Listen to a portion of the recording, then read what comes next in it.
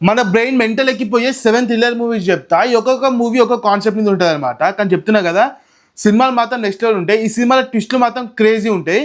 ఇవన్నీ తెలుగులో లేవు, కొన్ని లాంగ్వేజ్లో ఉన్నాయి. కొన్ని సినిమాలు తెలుగు కొరియన్లో ఉన్నాయి, కొన్ని ఇంగ్లీష్లో ఉన్నాయి, అట్లుంటాయి అనమాట. ఓకేనా, ఫస్ట్ సినిమాల గురించి వెళ్ళిపోదాం. 7th పొజిషన్ వచ్చేసరికి సినిమా పేరు సైలెన్స్ అనమాట. ఈ సినిమా నేను కొరియన్లో చూసిన అనమాట. సినిమా కొరియన్లో ఉంటుంది. సినిమా ప్లాట్ ఏంటంటే, ఒకరోజు మన హీరో వచ్చేసరికి ఒక డెఫ్ అండ్ డమ్ స్కూల్కి అయితే వెళ్తాడనమాట. తను టీచింగ్ ప్రొఫెషన్లో ఉంటాడు.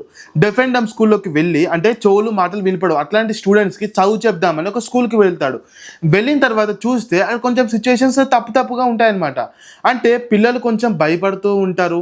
అండ్ పిల్లలు వచ్చేసరికి కొంచెం తేడా కనిపిస్తుంది. మన హీరో అసలు పిల్లలు ఎందుకు ఇట్లా భయపడుతున్నారు, అసలు ఏం జరిగిందని చెప్పి మెల్లమెల్లగా స్టార్ట్ చేస్తారనమాట కనుక్కోవడం. తనకి తెలిసి ఒక డార్క్ సీక్రెట్స్ ఏంటి, అసలు తన ఎలా ఎదుర్కొన్నాడని చెప్పేసి ఈ సినిమా ఉంటుంది.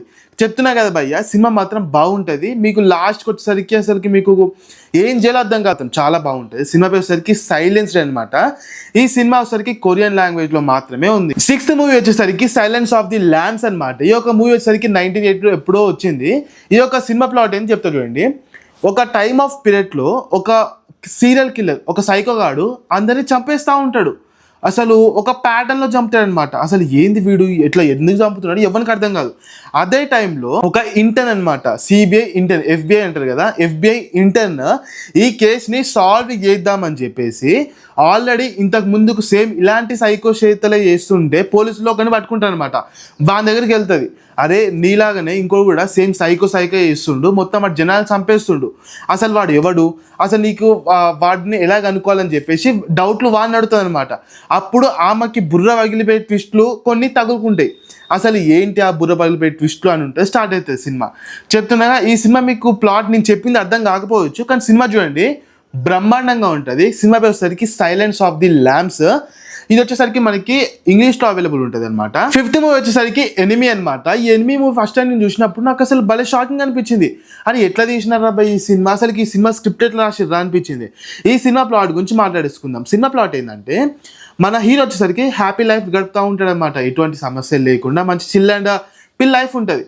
లైక్ ఒకరోజు తనకి ప్రాబ్లం వస్తుంది అనమాట. ఒక వేరే పర్సన్, ఒక బయట పర్సన్ తన లైఫ్లోకి ఎంటర్ అవుతాడు.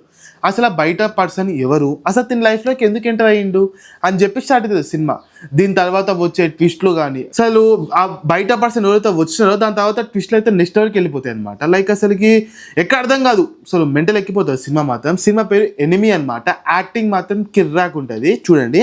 అండ్ ఈ యొక్క సినిమా వచ్చేసరికి మనకి ఇంగ్లీష్లో అవైలబుల్ ఉంది. 4th సినిమా వచ్చేసరికి ప్రిజనర్స్ అనమాట. ఈ యొక్క సినిమా చాలా బాగుంటుంది. లైక్ నేను 2020 టైంలో చూసినట్టు గుర్తు, లాక్డౌన్లో పీరియడ్లో చూసిన. సినిమా ప్లాట్ ఏంటంటే, ఒక హ్యాపీ ఫ్యామిలీ ఉంటుంది భయ్య, మంచి ప్రశాంతంగా నడుస్తూ ఉంటుంది.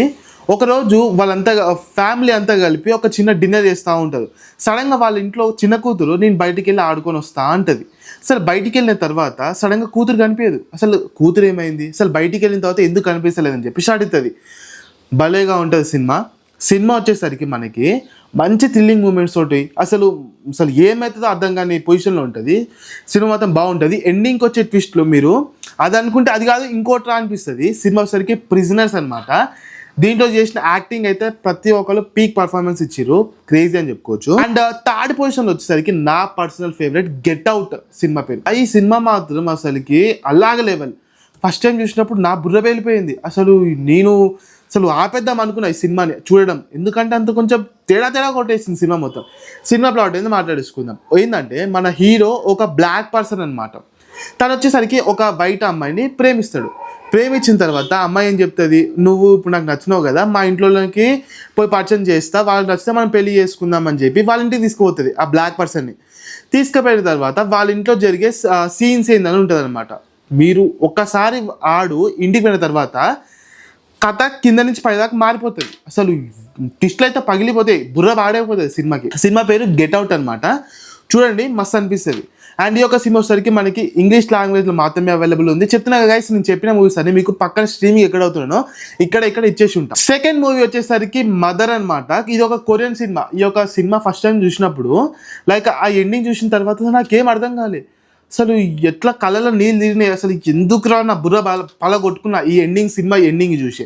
సినిమా కూడా అంతే బాగుంటుంది. సినిమా ప్లాట్ ఏంటంటే, ఒక ఫ్యామిలీలో ఒక మదర్ అండ్ ఒక సన్ ఉంటాడు అనమాట. ఒక అమ్మ, ఒక కొడుకు. కొడుకు వచ్చేసరికి మెంటల్గా ఇల్లు అనమాట, అంటే మెంటల్గా బాగోదు. లైక్ చూడడానికి 25 years అబ్బాయిలాగా ఉంటాడు, కానీ వాని బ్రెయిన్ వచ్చేసరికి 5 years 6 years దగ్గర అయిపోయింది. లైక్ చిన్నపిల్లని మెంటాలిటీ అనమాట. అట్లాంటి టోన్ మీద ఒకరోజు ఒక రేప్ కేసు పడుతుంది. మీ కొడుకు ఒక రేప్ చేసిండని చెప్పి కేసు పడుతుంది. వాళ్ళ అమ్మకి అర్థం కాదు, నా కొడుకు చాలా మెంటలోడు, లైక్ చిన్నపిల్లని మనసత్వం, అట్లాంటి వాడు ఒక అమ్మాయిని రేప్ ఎట్లా చేస్తాడు అని చెప్పేసి స్టార్ట్ అవుతుంది అనమాట సినిమా. ఎక్కడికో వెళ్ళిపోతుంది, ఇంకెక్కడికో వెళ్ళిపోతుంది. దాని తర్వాత లాస్ట్కి వచ్చిన ట్విస్ట్ పేలిపోతుంది. సినిమా మాత్రం క్రేజీ. అండ్ సినిమా వచ్చేసరికి మదర్ అనమాట. ఇది ఓన్లీ కొరియన్ లాంగ్వేజ్లో మాత్రమే ఉంది. ఇంకా ఫస్ట్ వన్ వచ్చేసరికి మై ఆల్ టైమ్ ఫేవరెట్, ఎప్పుడైనా సరే థ్రిల్లర్ మూవీస్లో ఏం చూడాలని చెప్తే ఇదే చెప్తా. సినిమా పేరు ఫర్గాటన్ అనమాట. సినిమా తోపెస్ట్. ఈ సినిమా ప్లాట్ ఏదో మాట్లాడుకుందాం. సినిమా ప్లాట్ ఏంటంటే, ఒక హ్యాపీ ఫ్యామిలీ భయ్య, మంచిగా ఫాదర్ మదర్ ఒక కొడుకు, 2 కొడుకులు ఉంటారు. మంచి హ్యాపీగా నడుస్తుంది అనుకునే సమయంలో వాళ్ళ ఇంట్లో చిన్న ట్రబుల్ వస్తుంది. లైక్ వాళ్ళ అన్నయ్య ఒకరోజు కిడ్నాప్ అయిపోతాడు అనమాట. కిడ్నాప్ చేస్తాడు, ఎవడో జనాలు వచ్చి కిడ్నాప్ చేస్తారు వాళ్ళ అన్నయ్యని. కిడ్నాప్ చేసిన తర్వాత 19 రోజుల తర్వాత మళ్ళీ వాళ్ళ అన్న ఇంటికి వస్తాడు. ఇంటికి వచ్చిన తర్వాత వాళ్ళ అన్న కొంచెం అబ్నార్మల్గా బిహేవ్ చేస్తూ ఉంటాడు అనమాట. లైక్ ఫర్ ఎగ్జాంపుల్, ఆ అన్నకి చిన్నప్పటి నుంచి లెఫ్ట్ లెగ్ పనిచేయదనమాట, కుంటుతూ ఉంటాడు లెఫ్ట్ లెగ్ తోటి. కానీ ఎప్పుడైతే ఇంటికి వచ్చిన తర్వాతనో తన రైట్ లెగ్ కుంటుతూ ఉంటాడు అనమాట.